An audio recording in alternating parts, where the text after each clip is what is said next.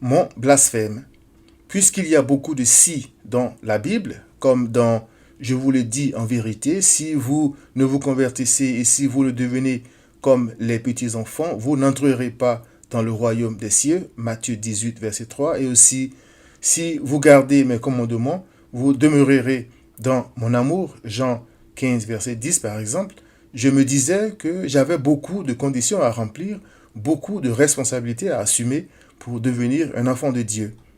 Après avoir donné, entre guillemets, ma vie à Christ, il fallait se mettre au travail pour remplir ces conditions et apporter ma petite contribution à l'œuvre de Christ pour me sauver. Quand Christ m'a délivré de ce blasphème, j'ai compris deux choses. Mon idée de contribuer à son œuvre était une astuce du diable pour m'induire en erreur, me priver de paix et de joie, car le diable savait que j'allais échouer. J'ai aussi compris ce que l'apôtre Paul voulait dire par « c'est Dieu qui produit en vous le vouloir et le faire selon son bon plaisir ». Philippiens 2, 13. Je m'explique. Premièrement, mon blasphème. Ma vie était basée sur une décision, entre guillemets, pour Christ. Aveuglé par l'orgueil, je disais que j'avais donné à Dieu la permission de devenir mon Seigneur et mon Sauveur sans me demander qui j'étais pour autoriser Dieu à faire quoi que ce soit.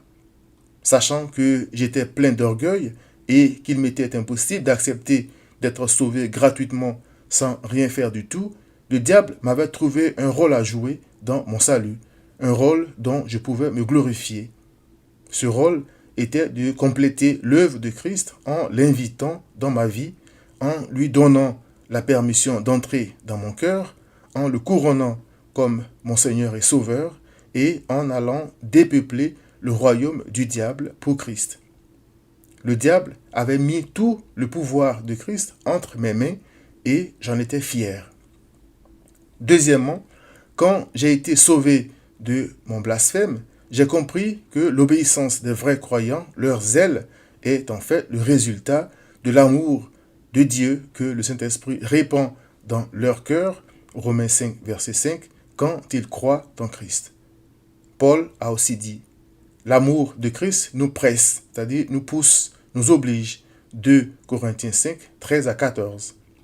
Si le croyant se lève donc tôt pour prier, s'il fuit le péché, s'il donne son argent aux pauvres, s'il est zélé pour Christ, c'est, selon Paul, parce que l'amour de Christ lui montre l'urgence, la nécessité de ces choses, et Dieu, par son esprit, produit en lui le vouloir et le faire.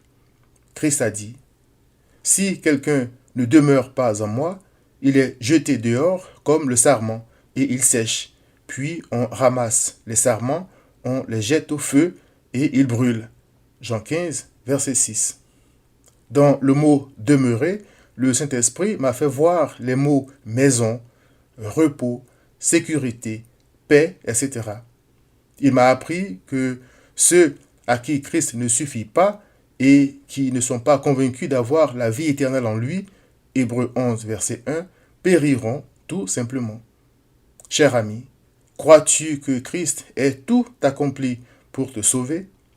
Sinon, repens-toi, crois en Christ, change de vie, trouve refuge en Christ.